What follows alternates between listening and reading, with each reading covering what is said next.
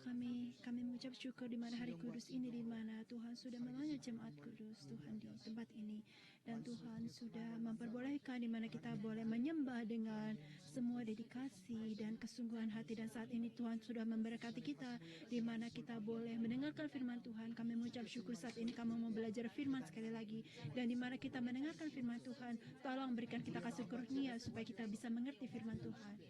Dan biarlah hati kita menjadi subur, di mana Tuhan menyebarkan benih dalam hati kita. Biarlah kita bisa berkelimpahan dan kita bisa berkelimpahan dengan buah-buahan. Dan saat ini biarlah tidak ada satu orang pun juga yang tertidur, dan di mana kita mendengarkan firman Tuhan. Biarlah ini menjadi waktu di mana kita mengatakan kalau saat ini adalah saat yang sangat berharga, dan biarlah kita dipenuhi dan berkelimpahan dengan firman Tuhan. Dan biarlah ini menjadi saat yang sangat penting untuk roh kita, di mana kita menerima firman Tuhan. Biarlah semua masalah yang kita punya akan diselesaikan. Di dalam nama Yesus Kristus yang hidup kita berdoa dengan ucapan syukur. Amin. Mari kita lihat Kejadian 15. Mari kita lihat buku Kejadian 15.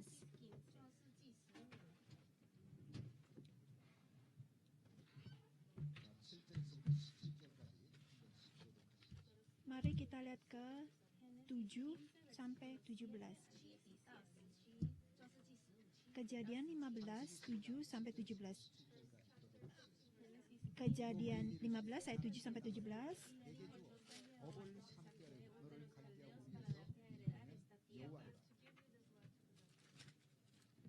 Kata Abraham, ya Tuhan Allah, dari manakah aku tahu bahwa aku akan memilikinya?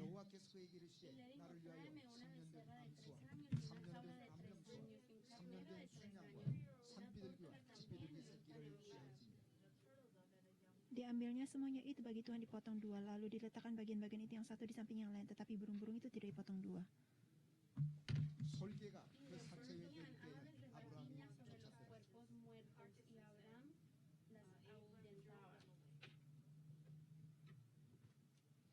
여호와께서 아브라함에게 이르시되 너는 정령이 알라 네 자손이 이방에서 계게 되어 그들을 섬기게 했고 그들은 400년 동안 네 자손을 괴롭게 하리니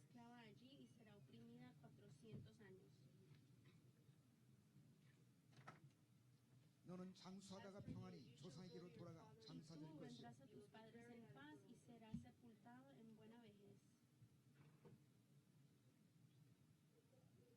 자 17절 같이 읽겠습니다. 시작. 해가 져서 어두울 때 연기나는 불구가 보이면 하는 횃불이 쪼갠 고기 사이로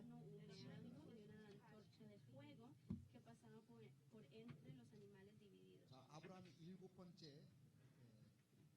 머물렀던 장소가 Jadi tempat yang tinggal di mana Abraham berada adalah Hebron.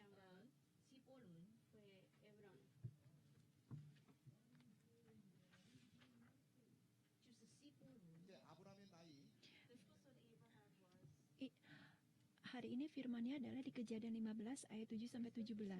Dan saat ini kita belajar tentang pemberhentian kehidupannya Abraham. Yang ketujuh itu adalah Hebron, dan waktu dia ada di Hebron itu waktu dia umur 83 sampai dia umur 99 tahun. Jadi waktu Abraham tinggal di Hebron itu waktu Abraham umur 83 sampai 99, yaitu 2083 sebelum Masehi sampai 2067 sebelum Masehi. Itu adalah 2083 sampai 2067 sebelum Masehi. Jadi waktu dia di Hebron ada 7 kejadian, dan yang kejadian kedua adalah waktu di mana Abraham umur 84 tahun. Dan itu tahun 2082 sebelum Masehi. Perjanjian apakah yang dia buat? Itu adalah perjanjian suluh.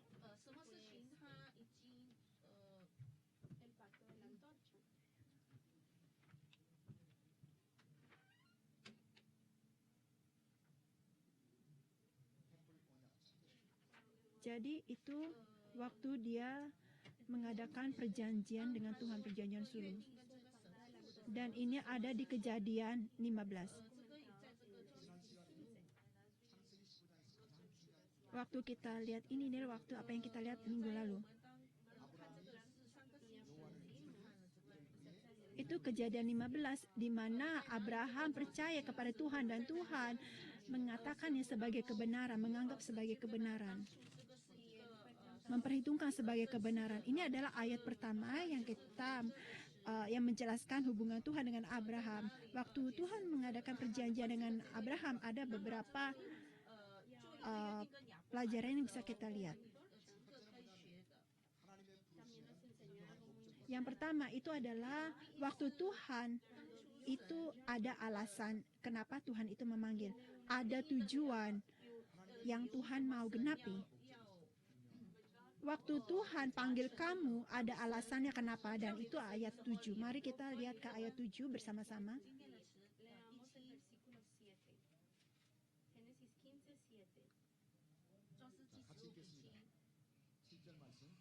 Ayat 7, mari baca. Lalu firman Tuhan kepadanya, "Akulah Tuhan yang membawa engkau keluar dari Ur Kasdim untuk memberikan negeri ini kepadamu menjadi milikmu." Jadi Tuhan memanggil Abraham dari Ur Kasdim. Dan apa alasannya untuk itu? Alasannya untuk memberikan tanah ini untuk menjadi milik Abraham. Jadi alasannya kenapa Tuhan memanggil Abraham untuk memberikan tanah Kanaan. Itu dikatakan untuk memberikan tanah ini menjadi miliknya Abraham. Itu artinya di mana dia mau memberikan tanah Kanaan itu kepada Abraham. Maka dari itu Tuhan memanggil Abraham. Tuhan memanggil Abraham karena dia mau memberikan tanah Kanaan kepada Abraham. Jadi kalau Tuhan memanggil Abraham untuk memberikan dia tanah Kanaan, kenapa dia memanggil kita? Dia mau memberikan kita Kanaan yang rohani, yaitu adalah kerajaan surga, dan itu adalah tujuan akhir, dan itu adalah tujuan utama kenapa Tuhan memanggil kita untuk memberikan kita tanah Kanaan yang rohani, yaitu kerajaan surga. Firman hari ini Kejadian 15, 7 dan 17. Saya sudah katakan dua alasan kenapa Tuhan memanggil kamu. Yang pertama untuk kamu menerima keselamatan, yang kedua untuk memakai kamu. Dan pada akhirnya apa yang Tuhan mau berikan kepada kita? Dia mau memberikan kita tanah Kanaan yang rohani. Dia mau memberikan kita kerajaan surga. Maka dari itu Tuhan memanggil kita. Betapa bersyukurnya kamu akan hal ini. Jadi untuk Abraham dan untuk keturunannya Abraham, Tuhan memanggil untuk memberikan Kanaan yang fisik itu untuk menjadi warisan untuk Abraham. Tapi kenapa Tuhan memanggil kita di zaman perjanjian baru ini? Bukan untuk memberikan kita tanah Kanaan yang jasmani, tapi untuk memberikan kita tanah Kanaan yang rohani. Jadi untuk memberikan kita kerajaan surga. Mari kita lihat ke 1 Petrus 1. Ini adalah apa yang Tuhan mau berikan kepada kita, warisan yang mau diberikan kepada kita. Mari kita lihat 1 Petrus 1 ayat 4. 1 Petrus 1 ayat 4. 1 Petrus 1 ayat 4, mari kita lihat.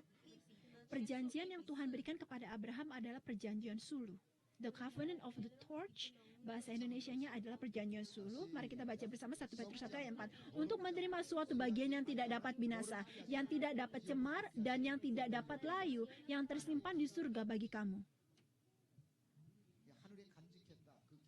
Jadi untuk menerima suatu bagian yang tidak dapat binasa, yang tidak dapat cemar, yang tidak layu, yang tersimpan di surga bagi kamu.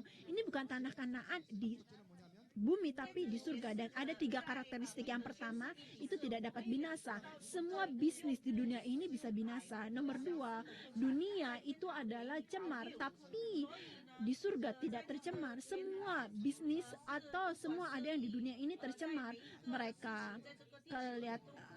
Mereka company itu nggak mau bayar tax, atau mereka melakukan money laundry, dan politik di Korea. Mereka juga mempunyai cara yang cemar, di mana akhirnya mereka berakhir di penjara. Yang ketiga, itu di mana tidak dapat layu. Perusahaan di dunia mereka bisa layu, dan ada perkataan di Korea di mana kekayaan itu tidak berlangsung selama 3 generasi, tidak berlangsung untuk 3 generasi, di mana bisnis yang dulu akhirnya bisa layu, bisa binasa dari generasi ke generasi.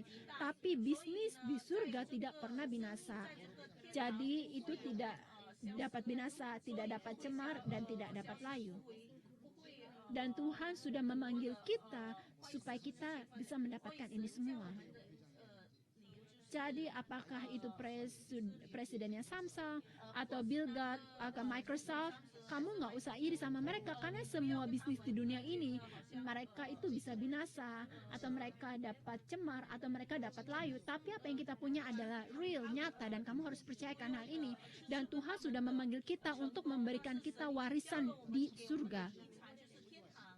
Dan saya berdoa kalau kamu bisa menganggap hal ini sebagai harta yang berharga di surga di dalam nama Tuhan. Dan angkat tangan kamu kalau kamu nggak butuh surga. 자, 두 번째로 Yang kedua, 天堂就是你们的最重要的一个遗产。第二， 성도는 사단의 공격을 계속 쫓아야 합니다. nah, jemaat kudus atau orang percaya 就是相信的人， harus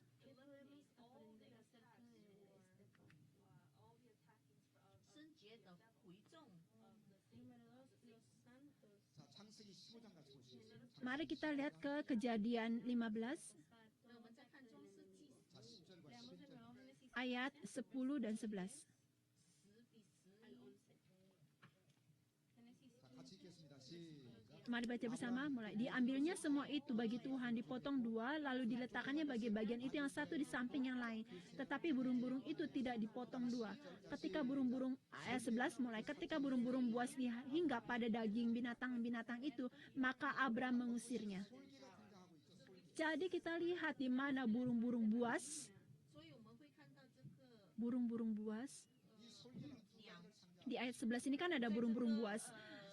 Dan burung-burung buas ini melambangkan dua hal. Yang pertama adalah musuh bangsa Israel, atau bangsa asing, atau musuh-musuh bangsa Israel. 그다음에 궁극적으로 이 솔기는 뭐를 가리키냐면 Dan nomor dua, burung-burung buas ini akhirnya melambangkan setan. Jadi kalau kamu lihat Imamat 11 ayat 13, Imamat 11 ayat 13, kalau kamu lihat di sini, burung-burung buas itu adalah jenis burung yang divine. 看这个圣经 Mari kita lihat ke 李伟之 Imamat. Mari kita lihat Imamat 11 ayat 13.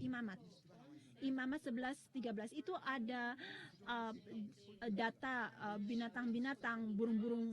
Dan mari kita lihat Imamat 11 ayat 13. Imamat 11 ayat 13. Imamat 13 ayat 13. 자, 11장 13절 같이 읽겠습니다. Ayat 시작. 13, mari mulai. Inilah yang harus kamu jijikan dari burung-burung, janganlah dimakan, karena semuanya itu adalah kekejian, burung raja wali, erit, janggut, dan elang laut. Jadi kamu lihat di sini kan, burung raja wali, ering, janggut, atau elang laut adalah burung-burung ini. Dari binatang-binatang atau dari burung-burung yang ini ada kita lihat bisa ada ikan yang nggak boleh dimakan. Juga orang Israel sampai saat ini pun juga mereka masih tidak menjalankan menurut ayat ini, seperti babi itu adalah makanan yang haram. Orang Islam atau orang Jewish bagian community ini mereka nggak mau makan babi, tapi orang Korea suka banget makan babi, makan bacon, makan semuanya, babi-babi ini dimakan. 还是猪肉干啊，我们就很喜欢吃这个。 네발난 짐승은 我们韩国人 Nah, 喜欢吃这个。 첫째는 binatang-binatang ini yang jijik adalah mereka harus dipisahkan. Nomor dua, 分开。第一，第二， kalau mereka muntah 他们吐， 중동 사람 지금도 他们吐，吃了这个动物，他们吐。 itu dianggap najis. Babi itu juga termasuk hal ini. Dari ikan-ikan juga ada ikan-ikan yang ada boleh kamu makan dan ikan yang nggak boleh kamu makan. Dan kamu harus makan kalau hanya punya dua karakteristik. Yang satu punya scale, nomor dua harus slimy. Jadi burung itu bukan binatang seperti ikan, tapi ada burung yang nggak boleh dimakannya, itu adalah burung-burung seperti ini. Jadi burung Raja Wali, eri, janggut, dan elang. Dan juga di sini dibilang burung-burung yang ada di kejadian ini, dan ini melambangkan iblis pada akhirnya. Nah, Abraham bawa burung-burung ini dan dibagi, dan akhirnya ada burung-burung buas yang mau makan burung-burung ini. Apapun juga yang sudah dia persiapkan kan mau dimakan sama binatang buas ini. Jadi waktu burung-burung buas ini mau makan yang sudah dipersiapkan Abraham mengusir burung-burung ini. Abraham mengusirnya, dan dia juga menjaga binatang-binatang ini biar nggak dimakan burung-burung buas. Mari kita lihat ayat 12. Ayat 12, Kejadian 15 ayat 12. Itu menjelang matahari terbenam, tertidur Abraham dengan nyenyak, lalu turunlah meliputinya gelap gulita yang mengerikan. Waktu matahari terbenam, memang ini terjadi mempunyai arti yang lain, tapi dia mengusir burung-burung buas ini. Jadi waktu matahari terbenam, Abraham tidurnya karena Abraham capek karena dia mengusir burung-burung buas. Dan ada pelajaran rohani yang kita pelajari. Yang pertama, kalau setan menyerang kita, kita harus mengusir setan-setan ini, sama seperti apa yang Abraham lakukan mengusir burung-burung buas ini. Saya sudah katakan tadi di ibadah jam 11, kekristenan itu bukan hobi. Ada orang yang bilang hobi kamu apa? Menjadi orang Kristen itu hobi saya. Tapi Kristen itu bukan hobi. Kehidupan rohani itu adalah peperangan rohani yang brutal menyerang setan. Dan waktu kamu menyerang iblis, kalau kamu tidak melakukan dengan iman, kamu akan menjadi makanannya setan sendiri. Kamu akan dimakan setan. Jadi ada dua caranya di mana kamu bisa berjaga-jaga. Di mana pertama kamu harus berjaga-jaga dengan doa. Matius 26 ayat 41. Matius 26 ayat 41 itu dikatakan di mana kamu harus berjaga-jaga dan berdoa supaya kamu jangan jatuh dalam pencobaan. Dan nomor 2, di mana kamu harus dipenuhi dengan firman. Kamu harus siap dan harus berperang, diperlengkapi dengan firman Tuhan. Matius 4 ayat 1 sampai 11. Walaupun Yesus waktu dia diuji dicobai oleh iblis, apakah dia sukses apa tidak? Ya, Yesus sukses. Apa kesuksesannya Yesus dengan apa? Kesuksesannya waktu dilawan dengan firman. Jadi melawan iblis dengan firman. Jadi di mana kalau kita tidak dengan doa dan firman, kita tidak bisa menyerang iblis. Jadi intinya adalah kita harus berdoa dan mempunyai firman. Jadi asalkan kamu punya firman dan doa, kamu tidak akan dikalahkan dalam kehidupan rohani kamu. Yang pertama, kamu harus berjaga-jaga. Kalau kamu tertidur waktunya setan nyerang kamu akan kalah. Jadi untuk kamu berdoa di mana rohani kamu itu berjaga-jaga. Yang kedua, untuk di mana kamu itu harus diperlengkapi dengan firman Tuhan. Siap dengan firman Tuhan, karena firman Tuhan di Efesus 6 ayat 17, firman itu adalah pedang Roh Kudus. Tapi setan waktu dia menyerang sekali, dan karena kamu mungkin menang, apakah setan pergi dari kamu selamanya? Enggak. Setan enggak pernah ninggalin kamu sendirian. Setan akan balik menyerang kamu. Setan akan terus menyerang kamu. Dan dia akan mencoba untuk menjatuhkan kamu. Mari kita lihat Lukas 4.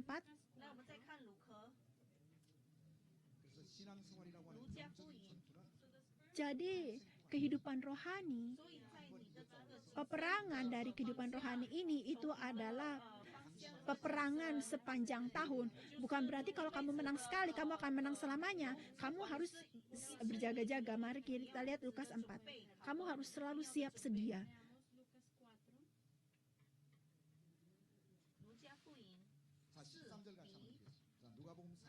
Ayat 13, Lukas 4 ayat 13, Lukas 4:13, mari mulai. Sesudah iblis mengakhiri semua pencobaan itu, ia mundur daripadanya dan menunggu waktu yang baik. Jadi walaupun Lukas 4 itu menjelaskan kejadian di mana Yesus dicobai, Yesus Kristus. Dan itu dikatakan sesudah iblis mengakhiri semua pencobaan itu, ia mundur daripadanya dan menunggu waktu yang baik. Menunggu waktu yang baik. Jadi nantinya lagi, dimana kalau sudah berlalu, lagi iblis akan mencoba untuk mencobai Yesus lagi. Jadi kalau kamu lihat dalam kehidupan Yesus Kristus itu sendiri, iblis bukan hanya menyerang Yesus sekali, tapi juga menyerang murid-murid Yesus. Yang paling dekat, muridnya Yesus yang paling dekat diserang iblis, di mana dia menyerang Petrus, ya kan? Iblis menyerang Petrus karena Yesus menyatakan, memberikan pernyataan kalau dia akan mati, tapi dan akhirnya Petrus bilang, "Oh Tuhan, jangan khawatir, ini tidak akan pernah terjadi kepada kamu." Dan apa yang Yesus katakan kepada Petrus? "Setan, musnahlah daripadaku, minggirlah daripadaku." Dan juga murid yang tertangkap oleh iblis adalah Yudas Iskariot. Jadi untuk terus bisa mengalahkan dari pencobaan iblis, kita membutuhkan dua hal. Yang pertama, kita harus berjaga-jaga dengan doa. Dan nomor dua, kita harus dipenuhi dengan firman Tuhan. Nah, orang yang tidak, ada beberapa orang di mana mereka tidak berdoa tapi mereka punya firman, mereka juga akan kalah. Ada orang yang mereka tidak berdoa tapi punya firman, bisa dikalahkan. Jadi dalam kehidupan rohani, kamu perlu dua roda. Yang pertama adalah doa dan yang kedua adalah firman. Jadi ini harus bergandengan tangan, doa dan firman. Yang kedua, surga.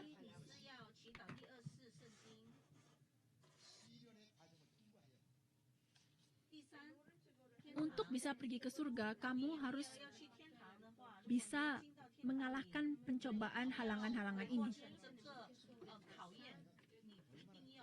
Ada caranya untuk kamu. Kalau kamu bisa ke surga tanpa pencobaan, ini bagus sekali. Tapi ini yang tidak terjadi dengan kita. Kamu harus bisa mengatasi, melewati semua pencobaan, ujian. Mari kita lihat bacaan hari ini, ayat 13. Kejadian 15:13 ya. Kita akan baca dari ayat 13 sampai 16. Itu melambangkan 4 hal dari perjanjian suluh.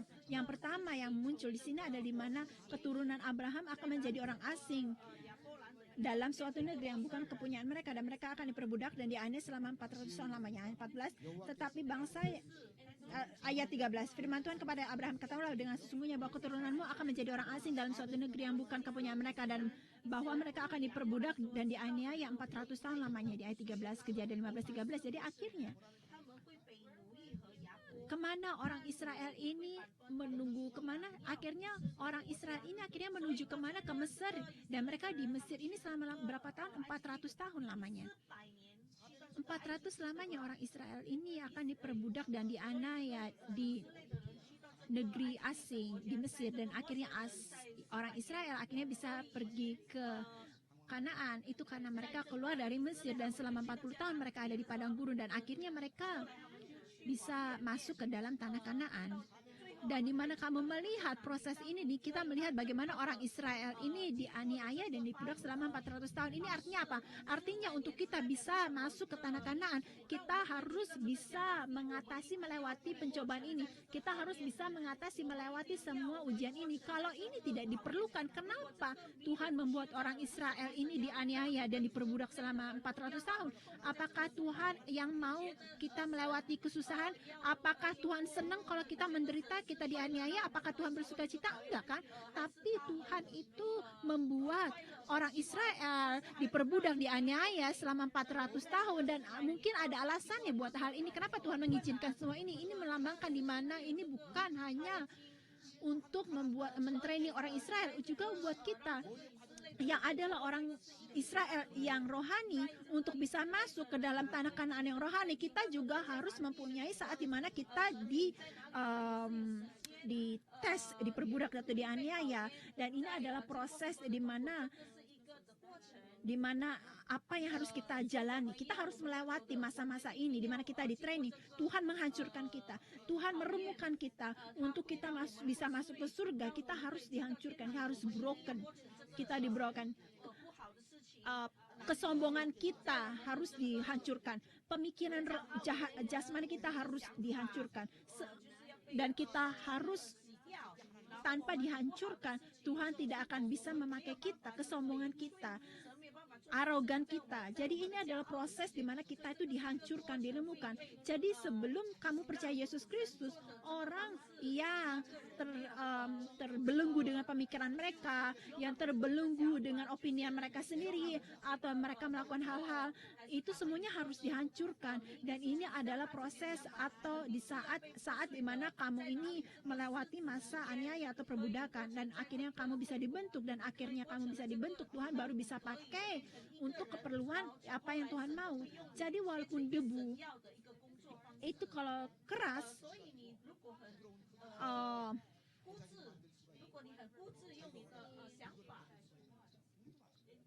dan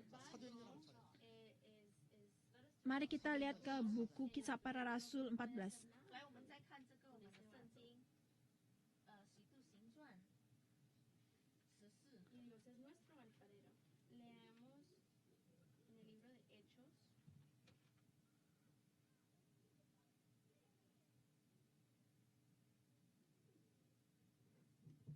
자, 22절 같이 한번 읽겠습니다. Ayat 22, Kisah Para Rasul 14 ayat 22.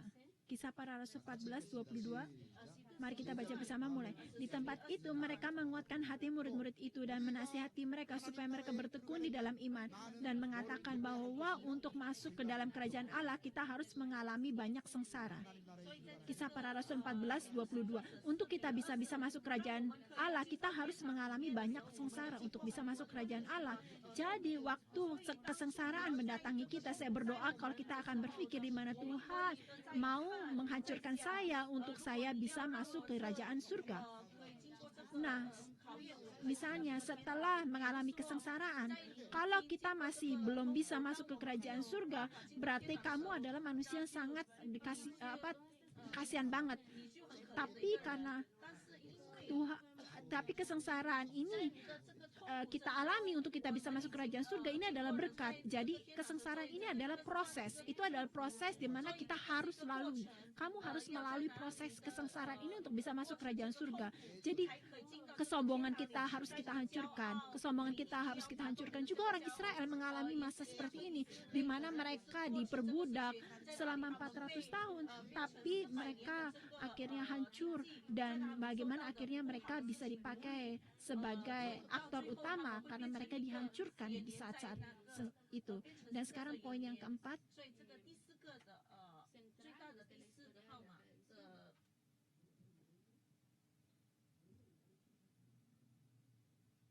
가난하게 사는 现在是 것이 第四的一个号码理由。 하나님의 뜻만 Número 4. nah, itu bukan kehendak Tuhan untuk kamu itu hidup miskin. Itu bukan kehendak Tuhan di mana kalau kamu itu hidup miskin, karena di Alkitab itu menjelaskan kalau Tuhan itu adalah Tuhan yang berkelimpahan. Apakah kamu percayakan hal ini? Nah, Tuhan itu adalah Tuhan yang berkelimpahan. Itu kenapa alasannya untuk kamu dan saya, yang kita adalah anak-anak Tuhan, kita harus hidup dalam berkelimpahan di dunia ini. Nah, setelah Dia menciptakan manusia, salah satu hal yang Dia lakukan adalah untuk memberkati kita. Kejadian 1 ayat 26 dan 27, setelah Tuhan menciptakan manusia, Dia langsung memberkati manusia.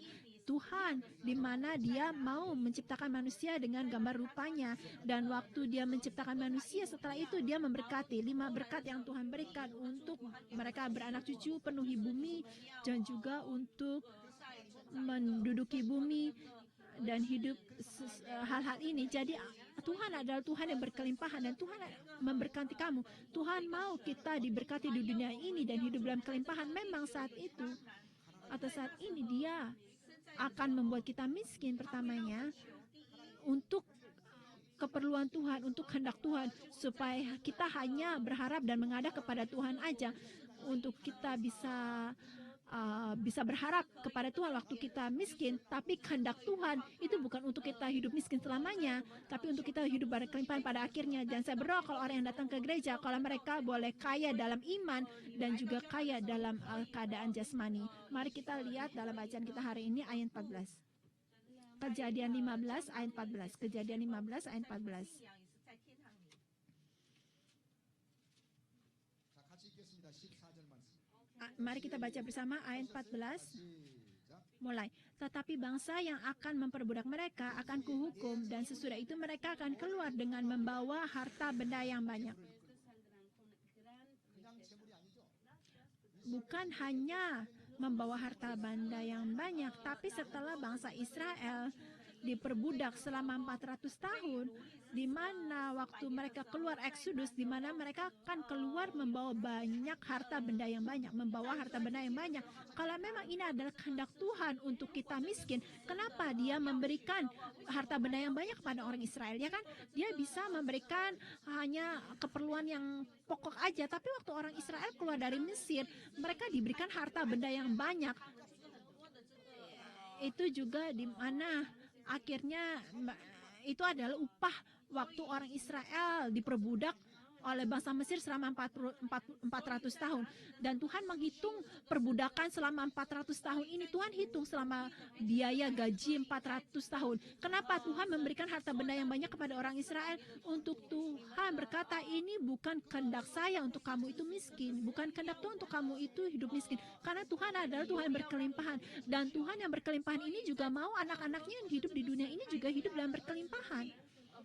Jadi contohnya anak kamu nggak bisa hidup dengan baik dan mereka hidup miskin. Kamu sebagai orang tua, apakah kamu bangga anak kamu miskin? Enggak kan? Kamu akan angkat tangan kamu kalau kamu merasa anak kamu harus hidup miskin. Sebagai orang tua, kalau kamu mau anak kamu hidup miskin, angkat tangan kamu. Angkat tangan kamu kalau kamu mau hidup kamu. Apa masalahnya? Masalahnya yang kita hadapi sekarang adalah, tapi ada masalah di mana masalahnya adalah Alkitab mengatakan hal ini mengenai harta benda. Yang pertama, ini Alkitab katakan, itu dikatakan jangan taat atau bow down kepada harta benda. Yang kedua, karena jangan mencintai harta benda. Dan yang ketiga, jangan iri. Nah, tiga hal ini adalah di mana apa yang diingatkan kepada kita dari Alkitab. Jadi dengarkan baik-baik. Kita tidak boleh melayani harta benda ini seperti kita melayani Tuhan. Kita harus menjadi orang-orang yang kita harus menguasai harta benda ini. Harta benda ini jangan menguasai kita. Matius 6 ayat 24. Kita tidak boleh diperbudak oleh harta benda. Matius 6 ayat 24. Matius 6 ayat 24. Jangan mengabdi, jangan menyembah. Mari kita baca bersama mulai. Tak seorang pun dapat mengabdi kepada dua tuan, karena jika demikian ia akan membenci yang satu dan mengasihi yang lain, atau dia akan setia kepada yang seorang dan tidak mengindahkan yang lain. Kamu tidak dapat mengabdi kepada Allah dan kepada Mammon. Jadi ini artinya adalah di mana kamu tidak bisa mengabdi kepada Tuhan dan kepada Mammon. Jadi kamu harus menyembah siapa? Kamu harus mengabdi kepada Allah dan gak boleh mengabdi kepada Mammon, kepada harta benda.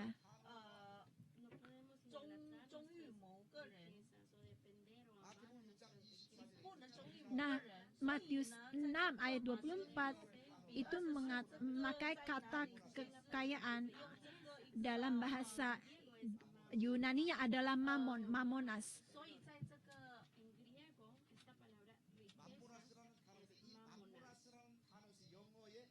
Nah, dalam kata mammon ini kan bahasa Yunani. Itu di mana kata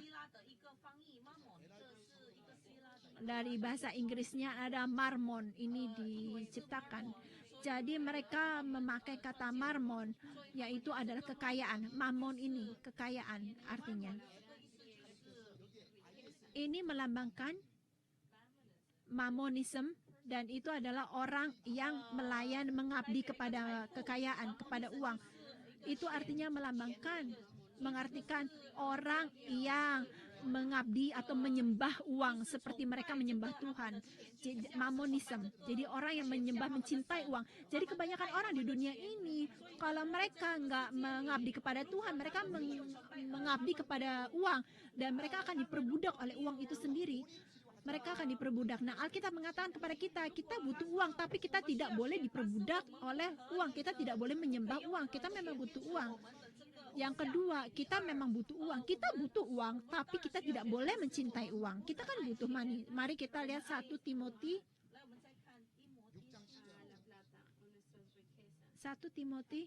6 ayat 10. 1 Timothy 6 ayat 10. Nah, uang itu adalah akar semua kejahatan, ya kan? 1 Timothy 6 ayat 10. Kamu harus baca Alkitab secara teliti. Uang itu sendiri bukan akar kejahatan. Kamu butuh uang. Walaupun kamu mau pergi ke gereja yang lain, kamu fellowship kan butuh uang. Tapi kamu tidak boleh mencintai uang seperti kamu mencintai Tuhan. Mari kita lihat 1 Timothy 6 ayat 10. Uangnya itu sendiri bukan akar kejahatan, tapi cinta uang adalah kejahatan. Mari, kalau kita sudah temukan, baca bersama. Karena akar segala kejahatan ialah cinta uang. Sebab oleh memburu uanglah beberapa orang telah menyimpang dari iman dan menyiksa dirinya dengan berbagai-bagai duka. Nah, kata cinta ini adalah agep. Kata cinta uang, cinta adalah agep. Itu melambangkan cinta kepada Tuhan. Jadi kamu mencintai uang seperti kamu mencintai Tuhan. Jadi ada sesuatu di orang dunia ini, katakan, di mana uang itu adalah yang terbaik. Money is the best. Money is the best. Money is the best. Money ada yang luar biasa. Uang itu ada luar biasa. Jadi memang kita butuh uang. Kita butuh uang di dunia ini. Kita pakai uang. Kita butuh pakai uang.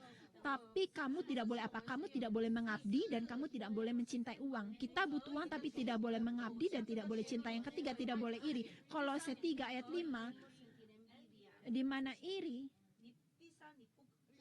itu adalah pencabulan. Jadi Alkitab mengatakan, dikatakan untuk kita tidak boleh menyembah kekayaan, untuk kita tidak boleh mencintai kekayaan, dan kita tidak juga boleh serakah, di mana itu dikatakan. Alkitab tidak mengatakan kalau kita Tuhan mau kita hidup dalam berkelimpahan untuk kamu bisa pakai untuk kamu sendiri dan untuk orang-orang di sekitar kamu. Saya berdoa, nomor 1, di mana gereja kita, jemaat kita, jemaat gereja kita bisa kaya secara rohani, dan saya berdoa kalau kamu juga kaya dalam keadaan secara jasmani. Dan yang ada pelajaran yang kelima sekarang.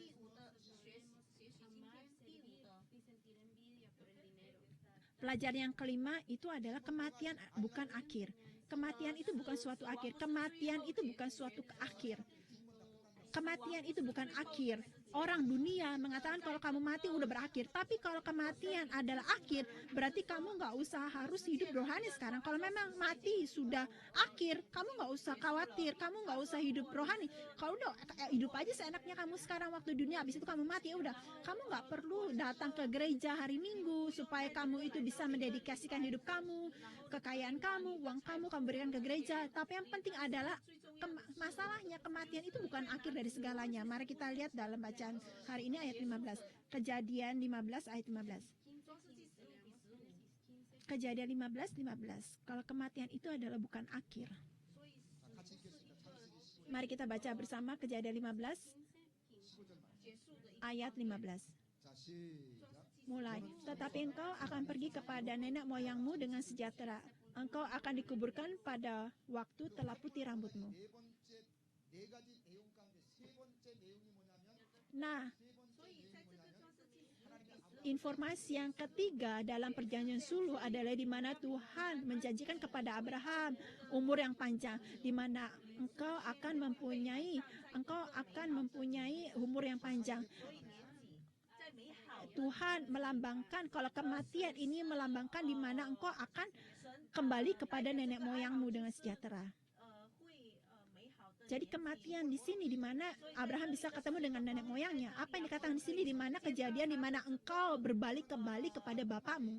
Dan dalam perkataan ini, di mana saya percaya kalau orang Korea mempunyai arti yang baik seperti ini. Kalau orang ini mati, dengan kata lainnya dan karena kematian ada mereka balik atau mereka pulang ke rumah Bapa. Mereka pulang ke rumah Bapa. Kan kita katakan kalau orang meninggal, dia sudah berpulang ke rumah Bapa. Nah, ini berbaca dalam bacaan hari ini itu adalah nenek moyang yang iman. Nenek moyang iman. Kalau ada orang meninggal kan dikatakan pulang ke rumah Bapa. Nenek moyang yang beriman atau nenek moyang yang kudus, dan itu untuk Abraham bisa kembali ke rumah nenek moyangnya yang kudus yang beriman dan untuk bisa bertemu kembali dengan nenek moyangnya. Seperti kalau memang seperti ini sebelum Abraham, siapakah nenek-nenek moyang ini yang hidup sebelum Abraham? Mungkin mereka ada di surga. Akhirnya mereka mungkin ada di paradise. Mereka ada di paradise. Yesus berkata kepada pencuri sebelah kanan, kamu akan ada bersama dengan aku di paradise. Jadi paradise itu adalah di dalam surga. Waktu saya mengajarkan kepada kamu tentang akhir zaman, ada perbedaan antara paradise dan paradise dan surga. Ada perbedaan antara Hades dan juga neraka. Dan memang, tapi sebenarnya ada perbedaan dari paradise, surga, Hades, dan neraka. Apa yang kita katakan sel itu kan adalah tempat sebelum kamu itu dihakimi, dan itu sama seperti Hades, tempat di mana kamu pergi setelah kamu jadi mereka semua ini nenek moyang ini ada di paradise. Tapi dan nenek moyang ini yang nggak pernah percaya, mereka semua ada di Hades. Jadi itu adalah caranya untuk kamu bertemu dengan mereka. Jadi perumpamaan yang memperlihatkan kepada kita itu ada perumpamaan tentang orang yang kaya dan Lazarus. Mari kita lihat ke Lukas 16 ayat 22.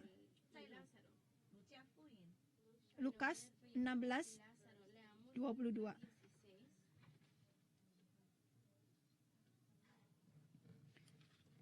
Lukas 16 ayat 22, ayat 22 dan 23. Lukas 16, 22 dan 23.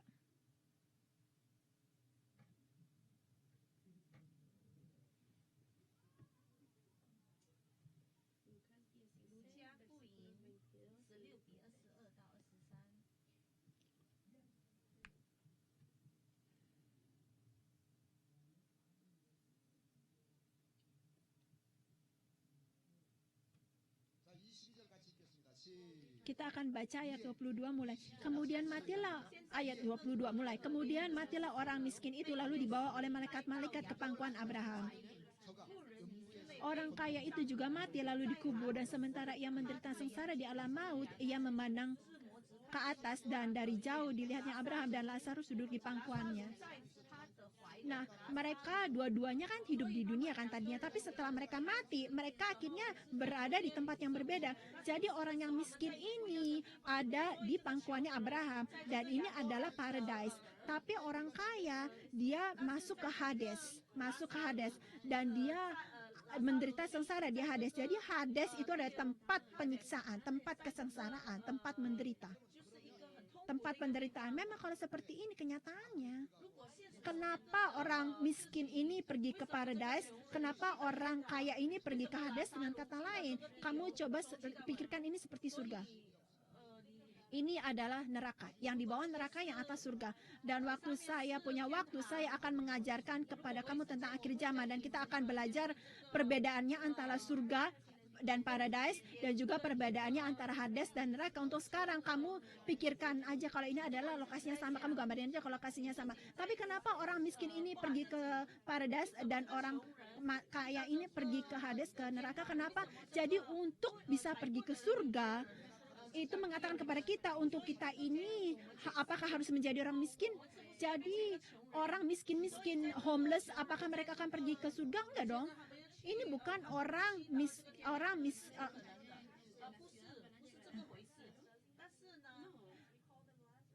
orang kaya ini apakah punya nama? Namanya tidak tertulis, tapi orang miskin ini namanya tertulis, yaitu Lazarus. Lazarus itu artinya ada pertolongan Tuhan.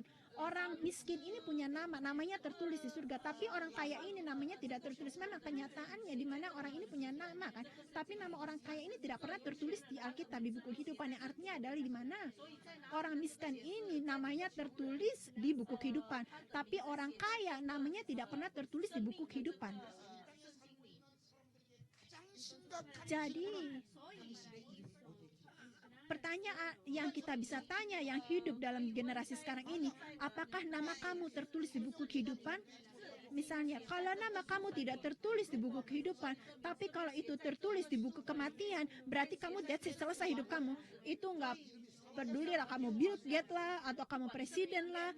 Kalau kamu memang nasib kamu ke neraka dan nama kamu tidak tertulis, kamu akan masuk ke neraka. Tapi walaupun kamu miskin, kalau nama kamu tertulis di buku kehidupan, kamu akan masuk ke surga. Tempat paradise, tempat peristirahatan. Jadi ikuti perkataan saya, walaupun orang miskin pun akan sukses akhirnya kalau namanya tertulis di buku kehidupan. Amin. Jadi walaupun orang miskin pun akan sukses hidupnya kalau namanya tertulis di buku kehidupan. Jadi saya berdoa di dalam nama Tuhan, kalau semua nama kamu akan tertulis di buku kehidupan. Amin. Tapi asalkan kamu hidup, selama kamu hidup, kamu bisa pindahkan dari yang satu ke satunya. Asalkan waktu orang kaya ini masih hidup, dia bisa pindahkan namanya dari yang dia bisa pindahin. Asalkan dia hidup, dia masih bisa percaya kepada Yesus Kristus. Jadi Yohanes 5 ayat 24 dikatakan, benar-benar saya katakan kepada kamu, untuk dia yang percaya dalam perkataan saya dan percaya kepada dia yang mengutus saya, yang pertama dia akan mempunyai kehidupan yang kekal.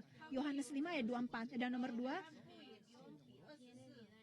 ia mempunyai hidup yang kekal. Yang kedua, tidak turut dihukum. Yang ketiga, sebab ia sudah pindah dari dalam maut dan ke dalam hidup. Jadi nama kamu akan dicoret dari buku kematian dan ditulis di buku kehidupan. Jadi kamu harus percaya kepada Yesus Kristus. Selama kamu hidup, kamu punya kesempatan untuk memindahkan nama kamu. Tapi kalau kamu udah mati, kamu gak punya kesempatan lagi untuk pindahin nama kamu dari buku kematian ke buku kehidupan. Mereka mikir, oh saya, kalau orang masih hidup, mereka masih punya kesempatan untuk namanya dipindahkan kepada buku kehidupan. Tapi sekali kamu kalau udah mati, udah gak ada kesempatan lagi untuk kamu bisa pindahkan nama kamu dari buku kematian ke buku kehidupan. Kamu punya kesempatan hanya waktu selama kamu masih hidup. Ini karena daripada itu, kematian itu bukan akhir. Walaupun Ibrani 9 ayat 27 dikatakan kalau manusia diciptakan untuk hidup dan mati dan habis itu dihakimi. Jadi ada beberapa orang mereka dihakimi dan mereka masuk ke surga, tapi ada yang habis itu dihakimi masuk ke neraka. Ada dua jenis orang di dunia ini. Yang pertama namanya tertulis di buku kehidupan, di mana ada juga orang yang namanya tertulis di buku kematian. Ada dua jenis orang. Ada orang bilang, oh pastor, saya nggak mau tertulis di buku kehidupan, saya nggak mau tertulis di buku kehidupan, saya nggak mau tertulis, nggak usah nama saya nggak usah tertulis di mana-mana deh. Tapi nggak ada tengah-tengahnya, either kamu ditulis di buku kematian atau buku kehidupan. Nggak ada berkat yang lebih besar daripada kalau nama kamu tidak adalah berkat yang paling besar di mana nama kamu tertulis di buku kehidupan. Nah, orang yang sudah tua, di hari di mana kamu pergi ke rumah Bapa ini kan lebih dekat lagi, dan saya berdoa kalau kamu tidak akan takut di mana kamu mendekati kembali ke rumah Bapa walaupun kamu meninggal atau mati. Untuk orang yang percaya kepada Yesus Kristus, waktu mereka mati orang yang percaya kepada Yesus Kristus, waktu funeral kita katakan kalau ini adalah ibadah di mana kita mengantar mereka kepada ke rumah Bapa. Gimana kita mengantarkan dia ke rumah Bapa. Mama saya tahun lalu mama saya meninggal. Kenapa? Saya tidak bisa menangis walaupun waktu dia sakit saya nangis, tapi setelah dia meninggal saya nggak bisa nangis lagi karena dalam hati saya punya keyakinan di mana mama saya pergi ke surga karena dia hanya hidup berdasarkan iman. Dia hidup dalam iman. Jadi saya melihat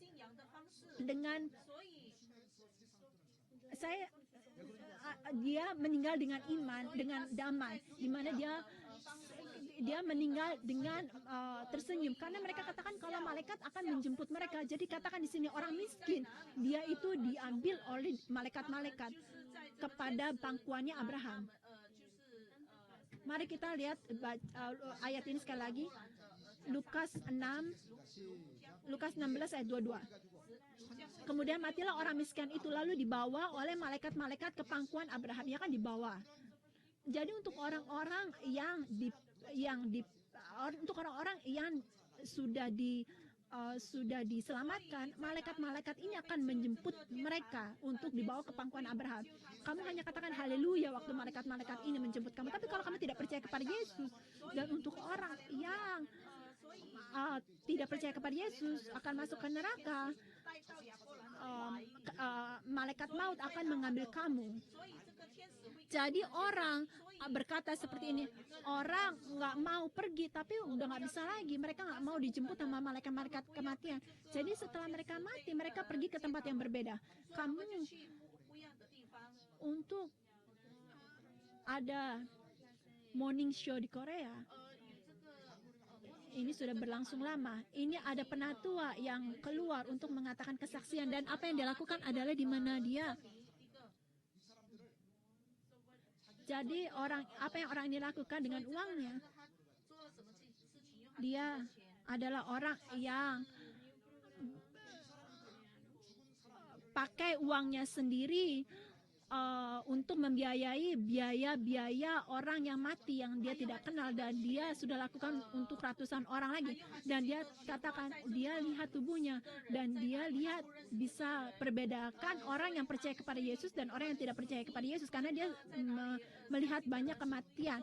Orang yang percaya kepada Yesus Kristus dalam seluruh hidupnya, mereka mempunyai muka yang terang waktu mereka meninggal, dan itu nggak sama dengan orang yang tidak percaya Yesus. Itu berbeda mukanya, dan dia bisa katakan waktu mereka mati itu dari mukanya, apakah orang ini mengalami diselamatkan apa tidak. Saya anggap ini benar. Waktu saya pergi ke funeral, kalau orang yang percaya, kalau orang ini percaya kepada Yesus Kristus, orang yang menerima keselamatan, mereka adalah muka mereka pergi meninggal dengan damai. Tapi orang yang tidak percaya kepada Yesus, muka mereka melihat sengsara, mukanya kelihatan sengsara. Jadi kematian ini bukan akhir dalam kehidupan kita. Ini adalah kejadian atau pintu di mana kamu berbalik kepada rumah Bapa. Dan sekarang nomor 6. Surga adalah di mana kamu pergi ke surga karena kasih karunia Tuhan. Kamu pergi ke surga dengan apa? Kamu pergi ke surga dengan kasih karunia Tuhan. Nah, waktu Tuhan menciptakan perjanjian suluh dengan Abraham ini, dia membagikan binatang ini menjadi 2 bagian. Dan kamu harus melewati binatang-binatang ini. Kamu harus melewati 2 potongan binatang-binatang ini, dan kamu butuh 2 saksi. Jadi untuk perjanjian suluh ini, untuk bisa diciptakan, ini bukan hanya terjadi dengan Tuhan, tapi nomor 1, kamu butuh Abraham dan kamu butuh Tuhan itu sendiri. Nah, ini suluhnya ini, api suluh ini melambangkan penyertaan hadirat Tuhan. Jadi Abraham dan suluh api ini harus ada di sana untuk perjanjian ini bisa disahkan. Jadi di Kejadian 15 ini bukan. Mari kita lihat ayat 17 bersama. Siapa yang melewati 2 binatang yang sudah dibelah ini? Kejadian 16 ayat 17. Kejadian 16 ayat 17. Mari kita baca bersama mulai. Ketika matahari telah terbenam dan pada hari menjadi gelap, maka kelihatanlah perapian yang berasap beserta suluh yang berapi lewat di antara potongan-potongan daging itu. Jadi Abraham tidak melewati potongan daging-daging ini, tapi api itu yang melewati potongan-potongan daging itu. Jadi hanya Tuhan saja. Jadi ada 2 saksi yang seharusnya melewati potongan-potongan daging itu kan. Kan perjanjian itu kan 2 pihak. Jadi harusnya dua-dua pihak itu yang melewati potongan-potongan daging itu kan, supaya perjanjian ini sah. Jadi ini artinya di mana kalau kamu melanggar perjanjian ini, kamu akan menjadi potongan-potongan daging ini. Ini artinya mempunyai 2 hal. kan dua orang yang membuat perjanjian, harusnya dua-duanya melewati potongan-potongan daging ini, tapi kenyataannya cuma perjanjian sulu, cuma api sulu aja yang melewati potongan daging ini. Abraham tidak melewati. Jadi ini mempunyai dua arti. Yang pertama, di mana yang melakukan dan yang menciptakan perjanjian ini adalah Tuhan. Dan sekarang nomor dua, itu artinya di mana Tuhan itu sendiri akan melakukan, memenuhi atau memenuhi perjanjian ini. Ini melambangkan perjanjian, dan ini adalah perjanjian yang perorangan. Jadi karena waktu Tuhan menciptakan perjanjian sulu dengan Abraham ini, apakah Abraham setuju akan perjanjian ini apa tidak? Ingat, Tuhan panggil Abraham dan Tuhan menciptakan perjanjian ini. Jadi dalam perjanjian ini Abraham tidak melewati potongan-potongan daging ini, tapi Tuhan yang melewati. Jadi artinya di mana Tuhan akan melakukan dan akan menjalani, memenuhi perjanjian ini dengan sendirinya. Jadi waktu manusia membuat perjanjian dengan Tuhan, manusia kan nggak bisa memenuhi semua perjanjian ini, karena kan pikiran manusia berubah, hati manusia berubah. Kalau kamu melanggar perjanjian kamu dengan Tuhan, kamu akan menjadi daging yang terpotong dua ini. Tapi di kejadian ini, karena Tuhan yang melakukan perjanjian ini, membuat perjanjian ini, artinya di mana Tuhan sendiri yang melewati dua potongan ini dan Tuhan sendiri yang akan melakukannya. Jadi ini adalah perjanjian tentang keturunan dan tentang tanah Kanaan. Dan saya sudah katakan, bagian pertamanya itu mengenai anak-anak, yang bagian kedua mengenai tanah. Jadi untuk Tuhan memberikan kita tanah Kanaan, apakah Dia berikan kita karena perbuatan kita, karena kita berlaku baik, karena kelakuan kita baik? Enggak. Asalkan kamu percaya kepada Yesus Kristus, Tuhan akan membawa kita kepada kerajaan surga. Itu baru bisa mungkin terjadi, bukan karena perbuatan kita.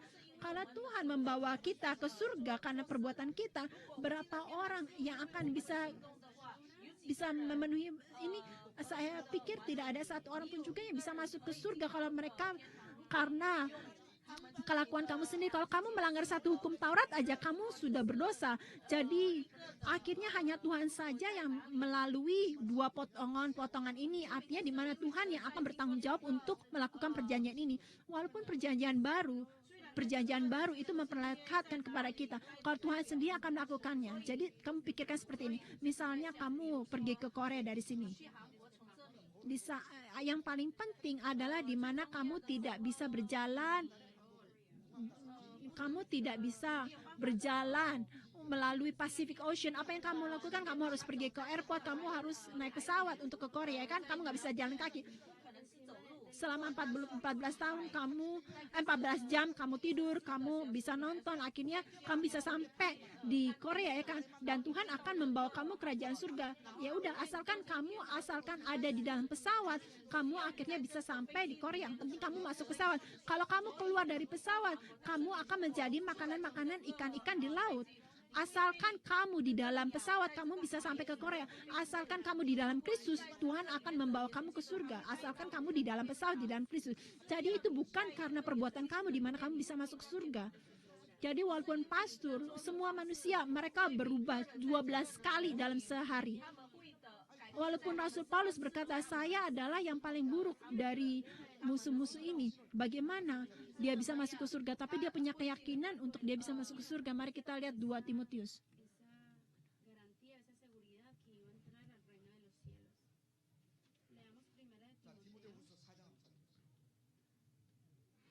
Dua Timotius 4.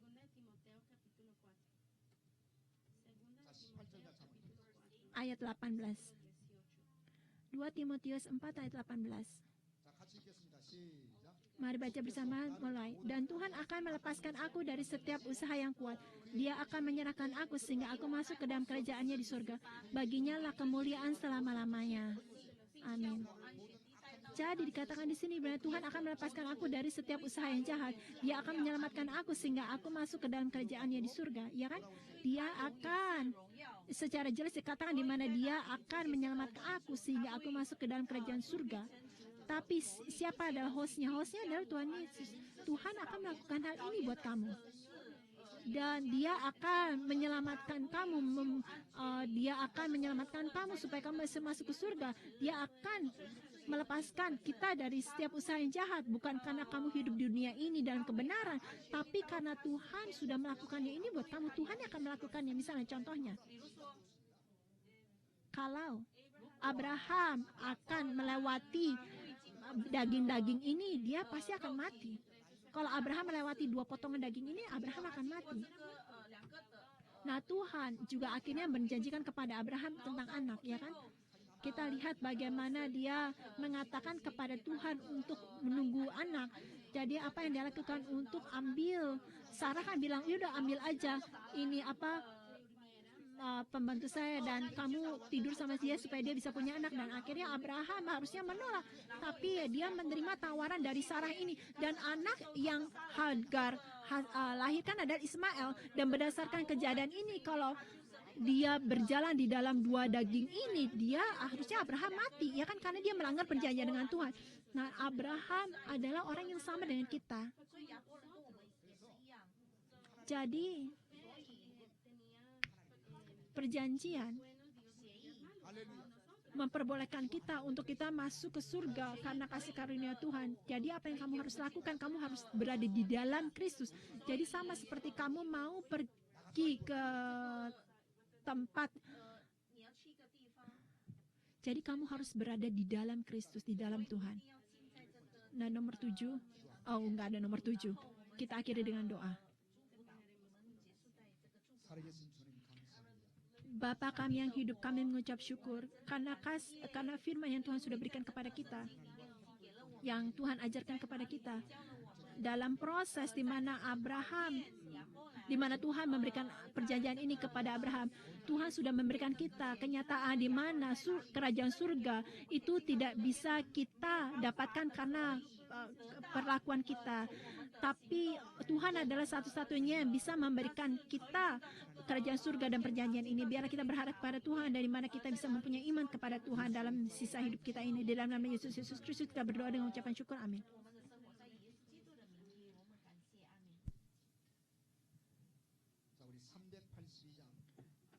Mari kita nyanyikan hymn nomor 380.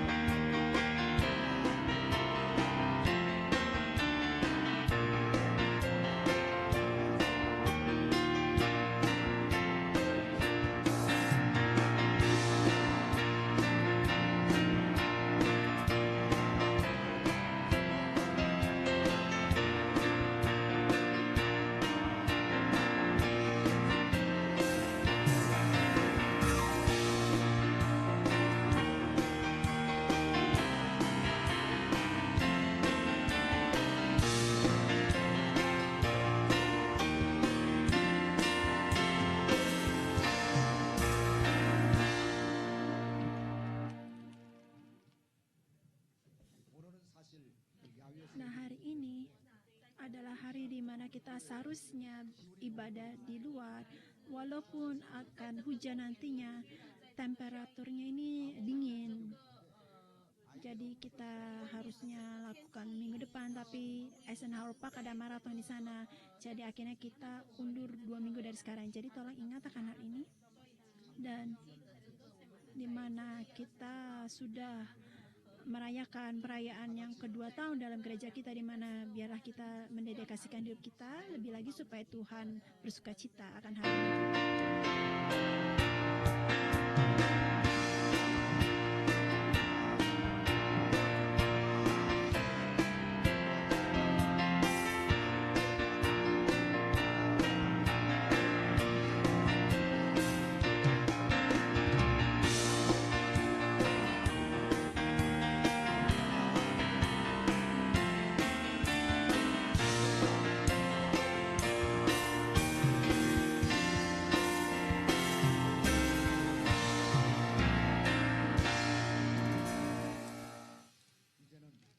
Saat ini, biarlah kasih karunia dari Tuhan kita Yesus Kristus dan kasih sayang yang melimpah dari Allah Bapa kita, penyertaan, penggenapan, pekerjaan dari Roh Kudus untuk semua orang yang mau hanya berada di dalam Kristus dan untuk masuk dalam kerajaan surga, untuk semua jemaat yang terkasih di sini, untuk anak-anak mereka yang terkasih, untuk bisnis mereka, tempat pekerjaan mereka, untuk bangsa ini dan juga gereja ini. Biarlah beserta kalian semua sekarang dan selama-lamanya. Amin.